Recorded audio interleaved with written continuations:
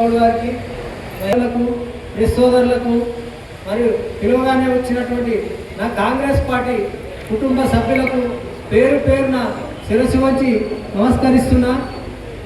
అందరికీ ప్రతి వ్యక్తికి కుటుంబ సభ్యులందరికీ నేను నా సాయశక్తిలో ఫోన్ కొట్టినా, ఎందుకంటే ఫుల్ బాడీ లేదు కాబట్టి అందరికీ ఫోన్ కొట్టినా, కొందరు వచ్చి కొందరు రాలేదు వీలుగాక.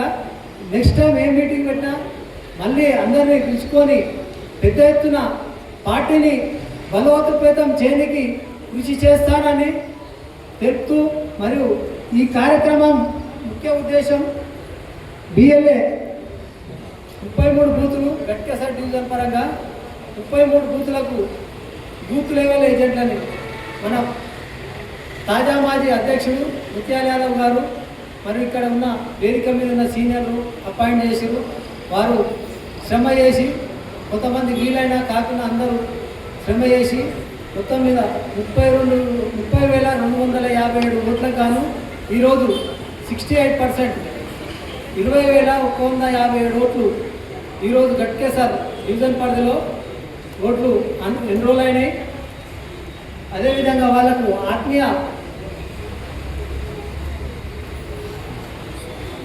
సన్మానం మా అందరికీ ఆహ్వానించినము. ఆత్మీయ సన్మానం ఉంటుంది. అలాగే డివిజన్ పరిధిలోని కాంగ్రెస్ పార్టీ బలోపేతంకై డివిజన్ కమిటీ పూర్తి స్థాయిలో వేయటకు ఇప్పుడు ప్రభుత్వం మాది ఉన్నప్పటికీ కూడా నువ్వు వీడు ఎమ్మెల్యే గెలిచినావు. మరి నువ్వు ఎమ్మెల్యేగా ఉండి ఏం చేయాలి? నీ కాలేజీలో నీ ఆస్తిలో చూసుకుంటాం కాదు, మా దగ్గర కూడా విద్యా వ్యవస్థ ఏమి జరుగుతుందని చూడాల్సిన బాధ్యత నీకుందని చెప్పి నేను తెలియజేస్తా ఉన్నాను. ఇకపోతే ఆయన ఎప్పుడు పట్టించుకోడు, ప్రభుత్వం మాట్లాడు, ఎవరికి ఇంద్రమ్మ ఇల్లు కావాలని అడగడు. గౌరవ ముఖ్యమంత్రి గారు ఈ ప్రాంతంలో దాదాపు 6,000 ఇంద్రమ్మ ఇల్లు ఇచ్చింది. డబుల్ బెడ్రూమ్ ఇల్లు గత ప్రభుత్వం కట్టినప్పటికీ వాళ్ళకి ఇయ్యే చేత కాలేదు. ఈరోజు మేమందరం కలిసి మీరందరూ కూడా ఫైనల్ చేయమని చెప్తా ఉన్నాం. పేదవాళ్ళు ఎక్కడున్నా నేను ఈ పత్రిక ముఖ్యంగా చెప్తా ఉన్నా, పక్కనే డబుల్ బెడ్రూమ్ వేయడానికి ప్రభుత్వం సిద్ధంగా ఉంది. పేదవాళ్ళకు తప్ప ఎవరికి కూడా ఈ వేదిక మీద ఉన్న నా చుట్టాలకో, సుధీర్ గారి చుట్టాలకో, చంద్రచంద్ర చుట్టాలకో, మహేష్ గౌడ్ చుట్టాలకో ఏమన్నా అడగట్లేదు. పేదవాళ్లకు 56,000 మంది అఫీషియల్గా ఆన్లైన్లో దరఖాస్తు పెట్టుకున్నారు. ఆ 56,000 మందిలోకి వెళ్ళి ఈరోజు ఫస్ట్ ఒక 2,500, 3,000 మందిని ఇయ్యడానికి ప్రయత్నం చేస్తూ ఉన్నాం. మీ దగ్గర ఉన్న పేదవాళ్ళు ఉంటే లిస్టు రాసి ఇవ్వమని చెప్పి నేను కోరుతా ఉన్నాను. ప్రతిపక్షాలు కూడా చెప్తా ఉన్నాను, అంటే పాలక పక్షంలో ఉన్నప్పటికీ ప్రతిపక్షంలో గెలిచిన ఈ స్థానిక ఎమ్మెల్యే కూడా చెప్తా ఉన్నాను నేను, అయ్యా పేదవాళ్ళకైనా ఉంటే లిస్టు తయారు చేసి కలెక్టర్కి ఏమని చెప్పి కోరుతా ఉన్నాను. ఎవరైనా పేదవాళ్ళకి ఇస్తాం. ఆ ఎంపీ గారు కూడా కోరుతా ఉన్నాను నేను, అయ్యా ఎంపీ గారు మీరు కూడా బాధ్యత పంచుకోండి.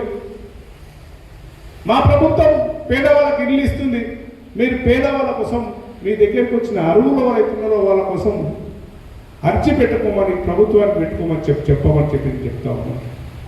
ఈ రకంగా మా ప్రభుత్వం నడుస్తూ ఉంది. అన్ని పక్షాలను నడుపుకొని పేదవానికి మేలు చేయాలని మా ముఖ్యమంత్రి గారు నిరంతరం కృషి చేస్తూ ఉన్నారు. అన్నదమ్ములకు అందరికీ అభినందనలు, నమస్కారాలు.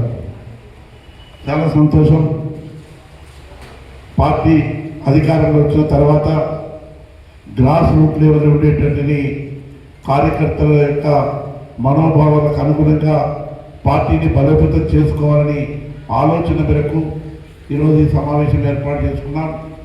డివిజన్ అధ్యక్షులను వేసి నెల రోజులు అయినప్పటికీ పూర్తి కమిటీని మనం వేసుకోలేకపోయినాం.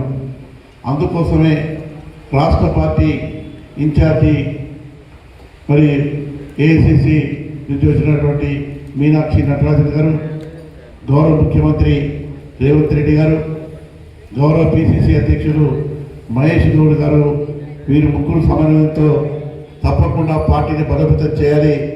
రేపు రాబోయేటువంటి హైదరాబాద్ కానీ, మల్కాజ్గిరి కానీ, హైదరాబాద్ కార్పొరేషన్ను గెలిపించుకోవాలి. ఆ గెలిపించుతోనే రాబోయేటువంటి 2 సంవత్సరాలకు వచ్చేటువంటి ఎన్నికలు తిరిగి అధికారం చేపట్టేదానికి పార్టీని పటిష్టం చేసుకోవాలనేది ముఖ్య ఉద్దేశం. మనం చేస్తున్నటువంటి కార్యక్రమాలు గ్రాస్ రూట్లో ఉండేటువంటి కార్యకర్తలు ఎక్కడికక్కడికి మరి తెలిసే విధంగా మరి ప్రయత్నం చేసేదానికి వారికి ఏదో ఒక పదవి మనం ఏర్పాటు చేసినట్టయితే, పార్టీ పదవా ప్రభుత్వ పదవా ఏదో ఒకటి చేసినట్టయితే బాగుంటుందన్న ఆలోచన మనకి ఈ కార్యక్రమం నిర్వహిస్తూ ఉన్నారు. కాబట్టి దయచేసి ఇక్కడ 99 మంది ఇట్లా అకామిడేషన్ అవుతారు. తర్వాత బూతులు 23 ఉన్నాయా, 33 బూతులకు 330 మంది వేయాలి. నన్ను మిగతా 9 మందిని 100 ఓట్లకు ఒకరు చొప్పున వేయాలి. కన్వీనర్ని గట్టి ఆయన పెట్టాలి ఆ బూత్లో, మిగతా వాళ్ళను 100 ఓట్లకు చేయాలి.